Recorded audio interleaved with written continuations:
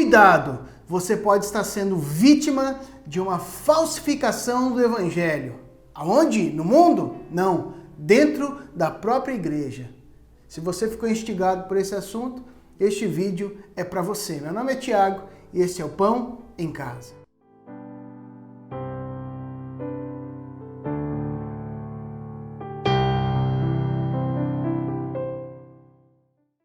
Paz do Senhor, queridos! Como é bom nós estarmos juntos novamente para estudar um pouquinho mais a Palavra de Deus.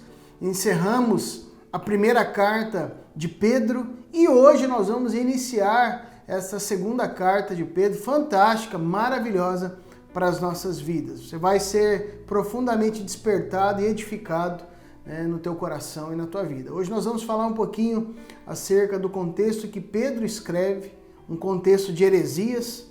Na primeira carta falamos acerca da perseguição, mas a segunda carta de Pedro, o objetivo dela é alertar os cristãos acerca das heresias, o que já não é novidade para a igreja. Desde os tempos da igreja primitiva, do início, a igreja já sofria com falsos mestres, falsos profetas, falsos pastores, colocando heresias sem fim. E nos nossos dias, querido, nós temos muitas heresias por aí afora. Temos muitos youtubers que se intitulam cristãos ou se intitulam pastores, e com um evangelho distorcido, ou coaches da fé, Tome muito cuidado, eu não sou contrário a coaches, não sou contrário a pastores, nem ao evangelho, pelo contrário, sou pastor na igreja local e temos trabalhado para que a sã doutrina seja propagada. Por isso nós temos investido neste canal para que você possa ser alcançado pela palavra de Deus. E creio também que nós estamos num tempo de muita reforma, uma segunda reforma acontecendo, protestante, onde muitos líderes têm se levantado com a sã doutrina. Mas é inevitável, queridos, que neste tempo de internet, qualquer um pode chegar e publicar um vídeo, algo do gênero, é inevitável que heresias sem fim alcancem a tua casa, o teu coração. Então você precisa tomar muito cuidado, querido. Muito cuidado com aquilo que você ouve, você precisa estar pautado na palavra de Deus, continue ouvindo vídeos, ouvindo pregações, mas não somente isso, estude a palavra. Eu volto a dizer, não leia a Bíblia, estude a Bíblia. A Bíblia não deve ser lida, ela deve ser estudada. E talvez você diga, pastor, mas é difícil. Por isso que nós temos vindo aqui até a tua casa, trazendo um conteúdo para o teu coração, para a tua vida, para que você possa estudar juntamente conosco. Por isso, querido, corre lá, pega o teu caderno, pega o teu lápis e vamos estudar juntos esta carta maravilhosa. A ênfase aqui de Pedro nesta carta é justamente o verdadeiro conhecimento e a esperança segura em contraste com uma falsa doutrina que estava sendo pregada e a destruição final. A palavra conhecimento aparece aqui no capítulo 1, no versículo 3, 5, 6, 8, capítulo 2, versículo 20 e capítulo 3, versículo número 18. E o objetivo aqui do autor é justamente recordar a verdade do cristianismo, as profundidades da base da fé em oposição às heresias que eles estavam ouvindo. Indo um pouquinho além da igreja primitiva, ou melhor, voltando um pouquinho mais, quando nós vamos para a época de Cristo. Por que muitas pessoas rejeitavam a Cristo?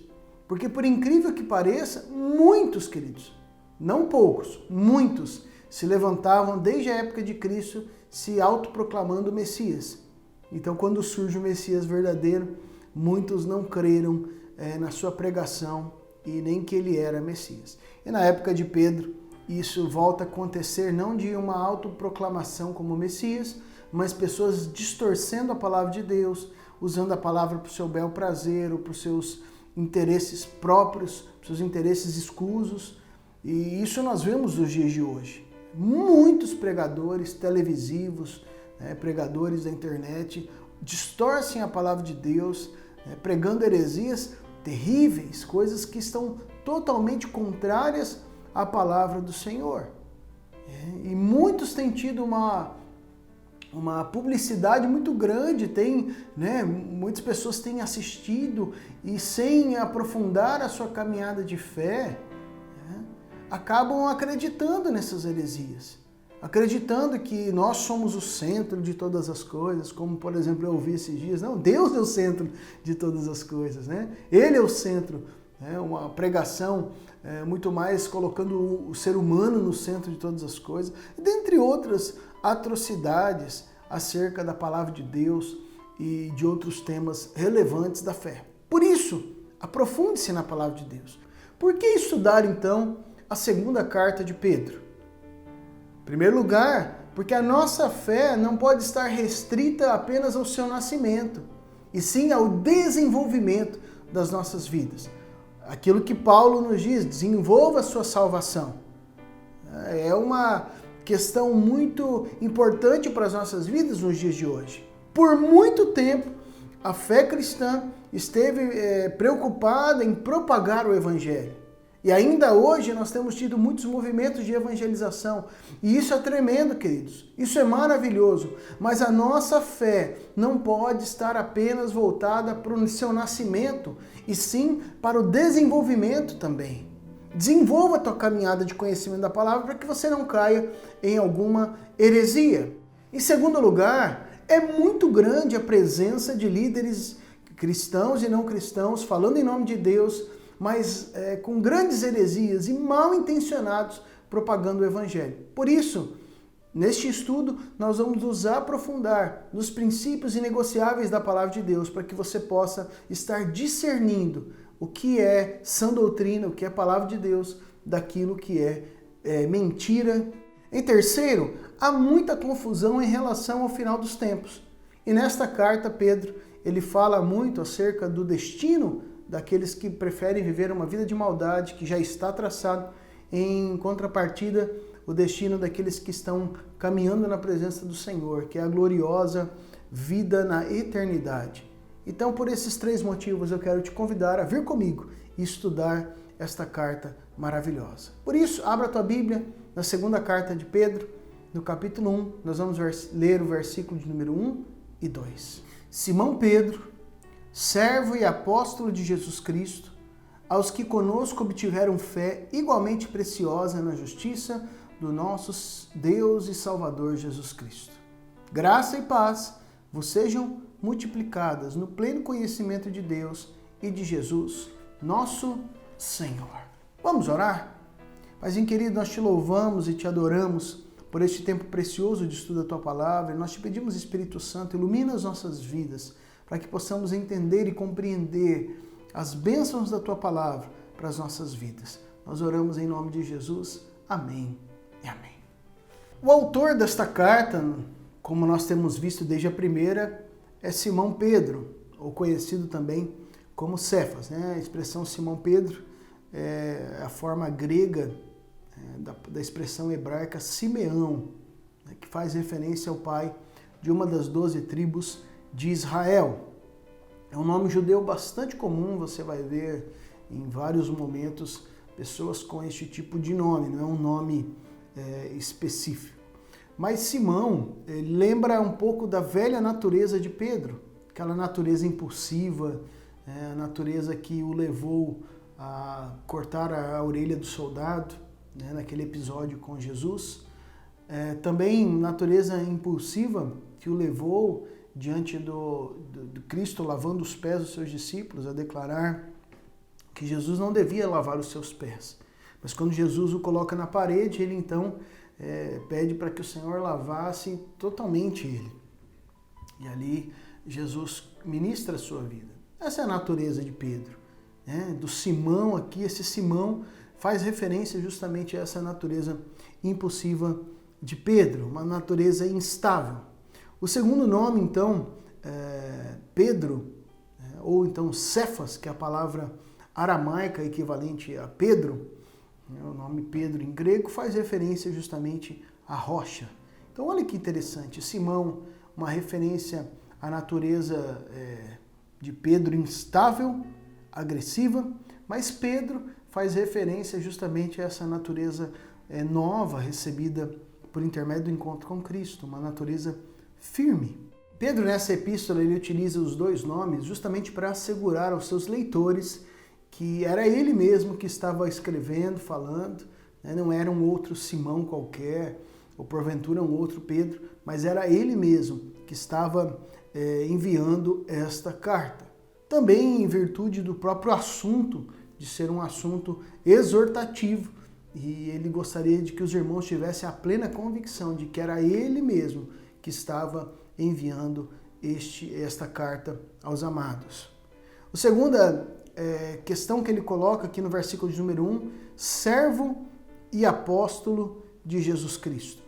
Servo de Jesus Cristo. Pedro ele se coloca humildemente como alguém que depende de Cristo. A palavra servo aqui, doulos, significa escravo.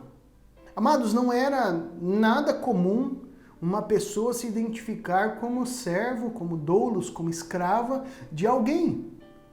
Pelo contrário, quando alguém sabia que você era escravo, primeiro pelas suas vestimentas, pelo seu jeito de viver, mas na forma com que Pedro escreve aqui, né, no contexto mundano daquela época, era justamente algo depreciativo. Mas Pedro faz questão de evidenciar quem é ele diante do Senhor. Ele é um escravo, é um servo do Deus vivo, né? E a vida em escravidão, geralmente as pessoas acham que é ruim, né? E realmente é, mas depende muito de quem é o teu Senhor. E essa declaração de Pedro é justamente no intuito de dizer, olha, o meu Senhor é o melhor de todos, mas eu continuo sendo um servo, um escravo dele. Só há um Senhor adequado para as nossas vidas, Cristo Jesus. Pedro, com essa declaração, escravo de Cristo, ele está declarando, eu só presto contas a Jesus. Não há outro Senhor sobre a minha vida. Não há ninguém que seja uma autoridade suprema que está acima de Cristo na minha vida. Um dos deveres de um escravo era justamente obedecer ao seu Senhor, não importava o custo, né? Não importava as consequências. O escravo, ele obedece ao seu Senhor. Será que isso é uma verdade para nós como cristãos nos dias de hoje? Obedecer ao Senhor, custe o que custar. Note que chamar um cristão ou nos autodeclararmos servos de Deus implica em algumas questões. Primeira, significa que nós somos posse inalienável de Deus. Ou seja, não há como deixarmos de ser. Se somos servos do Senhor, não há como amanhã ou depois eu declarar, não sou mais servo de Deus. Porque isso não diz respeito a nós. Mas Ele é o nosso Senhor e nós somos apenas posse dele, escravos deste Deus. Em segundo, implica que nós estamos incondicionalmente ao dispor de Deus. Ele pode nos usar a hora que Ele quiser, no momento que Ele quiser, da forma que Ele quiser as nossas vidas. Em terceiro lugar, implica que a nossa obediência a Deus deve ser inquestionável. Um escravo ele não questiona o seu Senhor, se ele vai obedecer ou o porquê do Senhor estar dizendo determinadas questões. E em quarto, implica que nós devemos estar constantemente disponíveis ao serviço de Deus. Será que isso é uma realidade para as nossas vidas, queridos? Fica a reflexão para os nossos corações neste dia. Será que somos servos de Cristo? Ou apenas utilizamos esta figura ou esta nomenclatura para que as pessoas olhem para nós com um olhar de misericórdia ou com um olhar que traz um certo status para a nossa vida? Muitos se auto-identificam servos do Senhor, mas será que a realidade é essa? Uma posse inalienável? Será que estamos continuamente ao dispor do Senhor, em obediência inquestionável e constantemente a serviço de Deus? Depois ele continua, Simão Pedro, servo e apóstolo de Jesus Cristo. Note, queridos, que apóstolo, na época dos apóstolos, né, da igreja primitiva, não tinha o status que tem hoje. Hoje me parece que a religião tem trazido muitas distorções, me parece não, é uma convicção de que existem muitas distorções acerca dos termos da palavra de Deus. Hoje em dia, muitos utilizam como se um apóstolo fosse maior do que um mestre, ou fosse maior do que um pastor, do que um evangelista, ou de que um profeta, ou que o profeta ele é melhor do que o outro, ou que isso ou que aquilo, ou que a expressão bispo é mais do que pastor, sendo que na palavra de Deus, por exemplo, bispo, pastor e presbítero são sinônimos da mesma função de liderança dentro da caminhada cristã.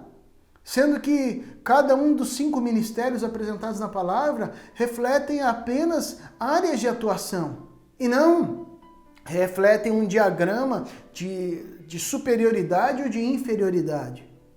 Note que aqui o tema apóstolo significa enviado. E não alguém que simplesmente, eu já tenho uma pompa da comunidade, ou sucesso ministerial, ou minha igreja cresceu tanto, ou alguém me ungiu apóstolo e agora eu tenho um título porque eu sou melhor, ou isso ou aquilo. Na verdade, no Novo Testamento, ela simplesmente significa enviado, alguém enviado. No caso aqui, Pedro, enviado por Cristo. Amados, Pedro, aqui ele utiliza essa expressão para denotar, olha, eu sou testemunha, eu vivi com Cristo, eu vi o sacrifício de Cristo, vi a sua morte, vi a sua ressurreição, eu sou uma testemunha ocular e o próprio Jesus me enviou a pregar o Evangelho. E nada mais do que isso. Pedro ele utiliza essa expressão não para denotar um status do seu chamado, da sua função exercida, mas para declarar, olha, eu sou uma testemunha de Cristo e Cristo me enviou. Ao se apresentar nesses termos, Pedro ele se coloca como modelo, como exemplo para toda a comunidade. Não é aqui simplesmente uma questão de pompa ou de status pessoal, mas é uma responsabilidade de alguém que viveu com Cristo, foi testemunha da sua morte e ressurreição e hoje ele traz no seu corpo as marcas de Cristo, tem sido perseguido e sofrendo também por Cristo e mesmo assim tem caminhado firme na palavra do Senhor. Quem são então os leitores a quem Pedro escreve?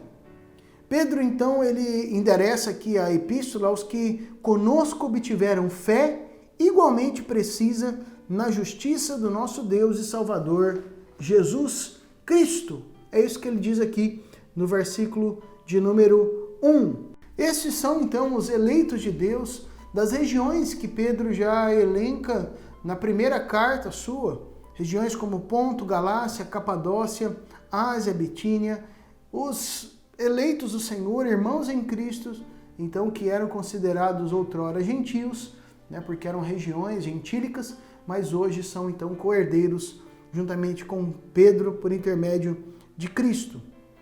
Aqueles cristãos, como eu disse, certamente eram gentios, mas com certeza haviam também judeus convertidos ao Evangelho, que eram então destinatários para esta carta.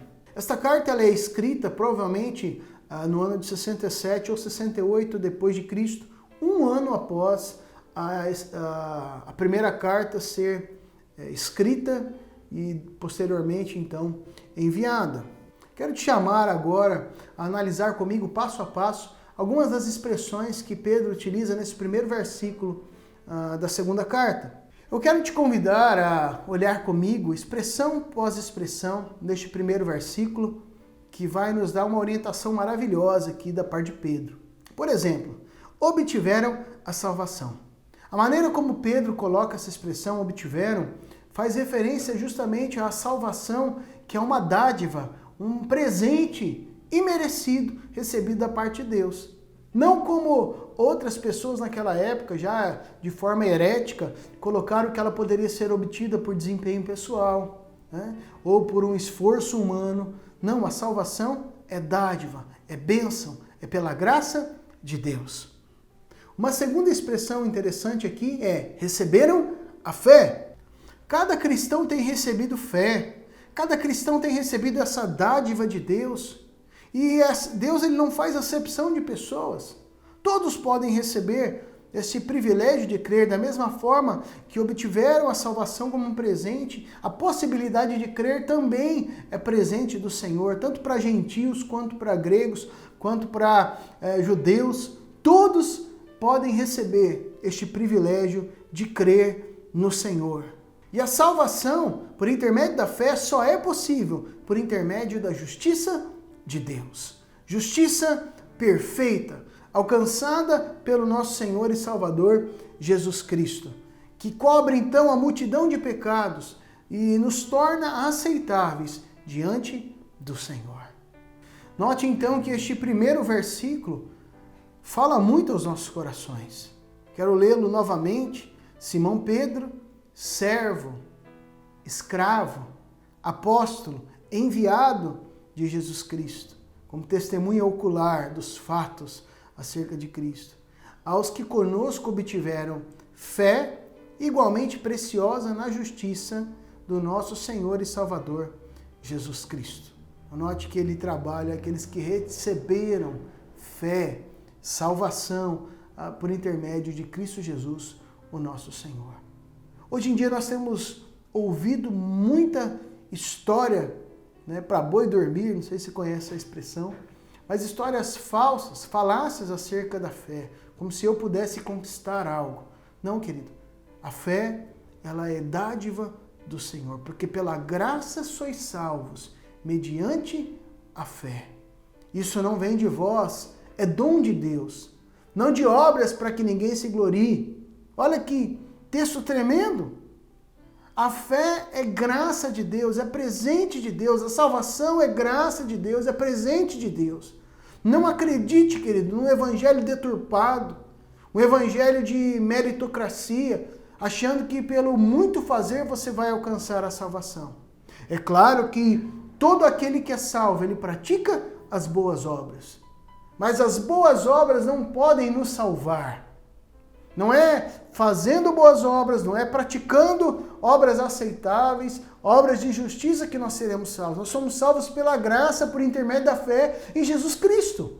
Mas todo aquele que é salvo, não tem como ele viver uma realidade diferente daquela que o seu Senhor e Salvador requer para ele. Porque servo significa escravo. Ou seja, ele está prontamente ao dispor do seu Senhor. Está em todos os momentos, não há à disposição do seu Senhor. Não há como declarar um não diante de uma ordem do seu Senhor. Quero te convidar agora a ir ao versículo 2, a saudação que Pedro então coloca. Graça e paz vos sejam multiplicadas. O apóstolo Paulo, ele também, nesse mesmo sentido, ensinou aos cristãos de Roma: justificados, pois, mediante a fé, temos paz com Deus, por meio de nosso Senhor Jesus Cristo, por intermédio de quem obtivemos igualmente acesso pela fé a esta graça na qual estamos firmes, e gloriamo-nos na esperança da glória de Deus. Deus quer que a essência da salvação, queridos, a graça e a paz sejam multiplicadas nas nossas vidas. É isso que Pedro ele coloca e apresenta aqui, ó. Graça e paz sejam multiplicadas. Queridos, sermos encharcados para que essa graça e essa paz seja de forma infindável, a não ter fim, a ser inesgotável sobre as nossas vidas como filhos do Senhor. Graça é o livre e merecido favor de Deus para com os pecadores, que garante aos que creem o perdão completo para sempre, por meio de Jesus Cristo. Paz com Deus e dele para toda circunstância da vida é o efeito da graça, fluindo do perdão de Deus para todos os remidos. Olha que preciosidade para as nossas vidas. Mas Pedro aqui ele também continua, no pleno conhecimento de Deus.